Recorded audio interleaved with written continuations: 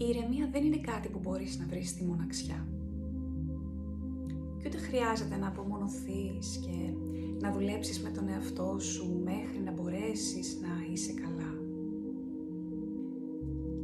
Όσο πιο πολύ προσπαθείς να βρεις τη γαλήνη μόνος, τόσο πιο μακριά της νιώθεις.